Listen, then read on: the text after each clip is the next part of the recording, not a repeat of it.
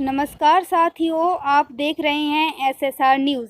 मध्य प्रदेश के किस ज़िले से आप न्यूज़ को सुन रहे हैं, आप कमेंट बॉक्स में कमेंट कर दीजिए ताकि आपके ज़िले की न्यूज़ आप तक पहुंचा सकें। और आपने हमारे चैनल को अभी तक सब्सक्राइब नहीं किया है तो सब्सक्राइब करके बेल आइकन प्रेस कर लीजिए। हिंदी दिवस हमारी मातृभाषा हिंदी जो संवेदनाओं के माध्यम से समाज को जोड़ने का कार्य करती है, वर्तमान समय में समाज से संवेदनशील दूर होती जा रही है, जबकि आज के समय में संवेदनाओं की सबसे बड़ी आवश्यकता है। मानव को संवेदनशील मातृभाषा ही बनाती है। हिंदी हमारी मातृभाषा है जो संवेदनाओं के माध्यम से समाज के जोड़ने का कार्य करती है। वर्तमान में रहीम, रसखान, कबीर आदि बहुत प्रशंसक है। यह बात SP गौरव तिवारी ने कही। पंडित अरुण भार्गव स्मृति प्रचार प्रसार समिति द्वारा नई शिक्षा नीति और हिंदी भाषा स्मारक का विमोचन करते हुए मुख्य अतिथि के रूप में उन्होंने कहा कि आज के अभिभावकों को अंग्रेजी मानसिकता से बच्चों को निकालकर निज भाषा की ओर मोड़ना चाहिए। कॉलेज आज से शुरू होंगे। अभी 50% छात्र आएंगे। हॉस्टल और लाइब्रेरी भी खुल सकेंगी। जीवाजी यूनिवर्सिटी की अध्ययनशालाएं और जिले के कॉलेज आज से कोरोना प्रोटोकॉल के साथ खोले जाएंगे। इसकी मंजूरी को जिला आपदा प्रबंधन ग्रुप ने दे दी है। मंगलवार को कलेक्टर कौशलन विक्रम सिंह धारा 144 के तहत छूट का उक्त आदेश जारी किया। राज्य शासन ने 9 सितंबर को आदेश जारी कर 15 सितंबर से कॉलेज में भौतिक उपस्थिति के आदेश जारी किए थे। इसके लिए गाइडलाइन भी बनाई गई है। इसी कोरोना गाइडलाइन का पालन कर कॉलेज, मेस, लाइब्रेरी व हॉस्टल खुल सकें। केंद्रीय मंत्री नितिन गडकरी कल शहर को देंगे कई सौगातें। 16 सितंबर को ब्रिलियंट कन्वेंशन सेंटर में आयोजित किए जाने वाले 3500 करोड़ रुपए के भूमि पूजन व लोकार्पण कार्यक्रम में शामिल होने केंद्रीय मंत्री नितिन गडकरी इंदौर आएंगे। भूमि पूजन में इंदौर बाईपास के सर्विस रोड के साथ कई अन्य योजनाएं शामिल हैं। इसके बारे में सांसद शंकर लालवानी ने 5 प्रमुख बिंदुओं पर जानकारी दी है। इस मौके पर मल्टी लेवल लॉजिस्टिक हब का MOU साइन किया जाएगा। करीब 150 एकड़ जमीन पर शुरू होने वाले इस प्रोजेक्ट में और 150 एकड़ भूमि अधिग्रहित की जाएगी। इसे ट्रेन से जोड़ा जाएगा। इस पर विभिन्न चरणों में 800 करोड़ खर्च होंगे। देश के मध्य में होने से इसे रोजगार के हजारों अवसर मिलेंगे। इंदौर, खंडवा, ऐदलाबाद, अकोला मार्ग पर धनगांव बोरगांव सेक्शन में 889 करोड़ की लागत तथा बलवाड़ा से धनगांव के बीच 1002 करोड़ से 4 लेन का कार्य किया जाएगा। इंदौर अहमदाबाद मार्ग स्थित मछलिया घाट सेक्शन में 323 करोड़ की लागत से ब्लेसिंग का काम होगा। इंदौर से जयपुर होते हुए दिल्ली के लिए वैकल्पिक मार्ग के साथ उज्जैन झालावाड़ के बीच 498 करोड़ की लागत से 4 लाइन बनेगा। इसके अलावा संसद द्वारा प्रस्तावित पश्चिमी क्षेत्र में बाईपास की घोषणा भी की जा सकती है।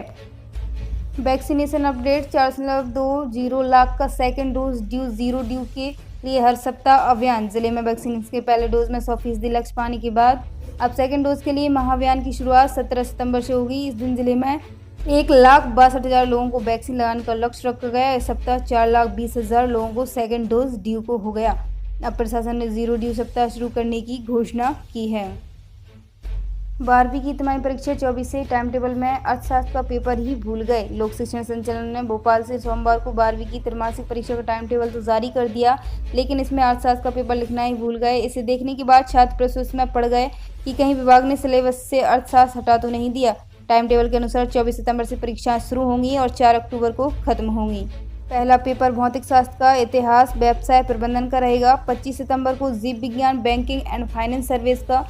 27 को रसायन शास्त्र, बुक कीपिंग एंड अकाउंटेंसी, भूगोल का। 28 को राजनीति शास्त्र, विज्ञान के तत्व। 29 को समाजशास्त्र, मनोविज्ञान, हायर मैथमेटिक्स। 30 को हिंदी। 1 अक्टूबर को अंग्रेजी। 4 अक्टूबर को संस्कृत, उर्दू और मराठी का पेपर रहेगा। सड़कों पर घूमते मवेशियों से रोज हो रही दुर्घटनाएं। 15 शासकीय गौशालाओं में 1500 गोवंश की क्षमता। 7000 आवारा।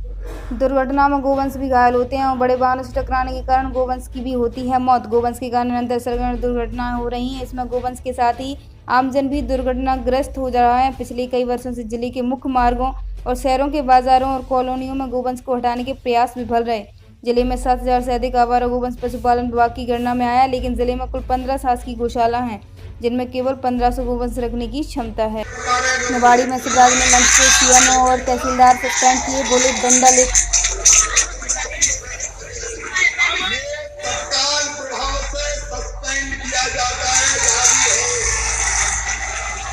और इस तरह मुख्यमंत्री शिवराज सिंह चौहान ने 2 अधिकारियों को तत्काल प्रभाव से सस्पेंड कर दिया।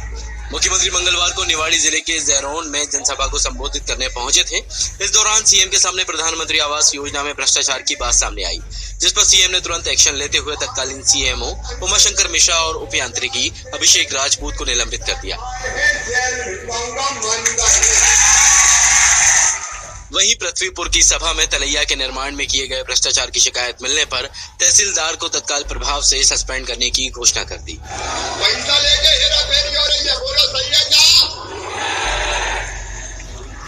अब जनता कभी झूठ नहीं बोलती। ये जनदर्शन इसलिए कर रहा हूं मैं, ताकि जगह जगह पूछ लूं। लोगों ने कहा कि तलैया तो खा गया, यहाँ के तहसीलदार को भी सस्पेंड तत्काल किया जाता है। पूरी जांच। ज्योतिरादित्य सिंधिया के विरोध की तैयारी। केंद्रीय नागरिक विमानन मंत्री के 3 दिन प्रवास पर रोड शो की तैयारी कर रहे समर्थक कांग्रेस ने दी चेतावनी। ग्वालियर में केंद्रीय नागरिक विमानन मंत्री ज्योतिरादित्य सिंधिया का 3 दिवसीय प्रस्तावित दौरा शुरू होने से पहले ही विवादों में घिरता नजर आ रहा है। सिंधिया समर्थक वाजपेयी केंद्रीय मंत्री के आगमन पर 22 सितंबर को रोड शो के रूप में भव्य स्वागत करना चाहते हैं, क्योंकि केंद्रीय नागरिक विमानन मंत्री बनने के बाद वह पहली बार 3 दिन के लिए ग्वालियर आ रहे हैं। उधर कांग्रेस ने इस रोड शो पर ऐतराज जताया। कांग्रेस का कहना है कि जनहित के मुद्दे पर कांग्रेस धरना देती है तो उसके खिलाफ FIR की जाती है, लेकिन ज्योतिरादित्य सिंधिया की भीड़ के लिए अनुमति दी जा रही है। कांग्रेस ने चेतावनी दी है कि यदि यह रोड शो होता है तो कांग्रेस इसका सड़कों पर उतरकर विरोध करेगी। MP राज्यसभा उपचुनाव। निर्वाचन आयोग आज जारी करेगा अधिसूचना। 22 सितंबर तक दाखिल होंगे नामांकन। बीजेपी कांग्रेस के उम्मीदवार फिलहाल तय नहीं है। राज्यसभा की एक सीट पर उपचुनाव के लिए निर्वाचन आयोग आज अधिसूचना जारी करेगा। इसके साथ ही नामांकन पत्र दाखिल करने की प्रक्रिया विधानसभा में शुरू हो जाएगी। यह सीट केंद्रीय मंत्री रहे थावरचंद गहलोत के इस्तीफे के बाद खाली हुई है।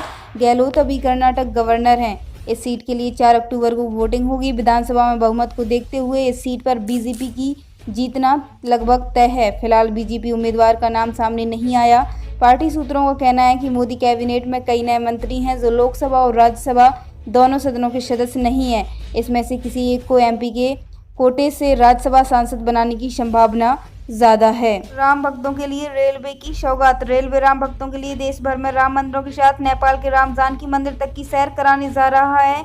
इसके लिए 7 नवंबर से 17 दिन तक एक विशेष ट्रेन चलाई जाएगी।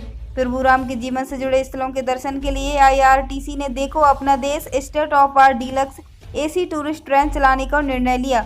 इसमें कुल 156 यात्री कर सकेंगे यात्रा। दिल्ली के सफदरजंग रेलवे स्टेशन से 7 नवंबर को प्रारंभ होकर सबसे पहले राम के जन्म स्थान अयोध्या जाएगी, जहां से राम जन्मभूमि मंदिर, हनुमान मंदिर व नंदीग्राम में भरत मंदिर यात्रियों को ले जाएगी।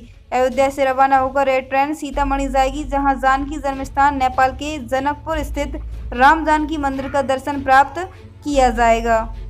10 अक्टूबर को आएगा प्रमोशन में आरक्षण का फैसला। आज सुप्रीम कोर्ट में 1 घंटे चली सुनवाई। MP सहित अन्य राज्यों को पक्ष रखने के लिए 2 सप्ताह का समय। मध्य प्रदेश में सरकारी पदों पर प्रमोशन पर आरक्षण के मामले में सुप्रीम कोर्ट 10 अक्टूबर को फैसला देगा। इस मामले में सुप्रीम कोर्ट में मंगलवार को सुनवाई हुई और सुप्रीम कोर्ट ने मध्य प्रदेश सहित सभी राज्यों का पक्ष सुनने के बाद कहा कि इस मामले में अब आगे सुनवाई नहीं होगी। सभी राज्य 2 सप्ताह में अपना पक्ष लिखित में पेश करें।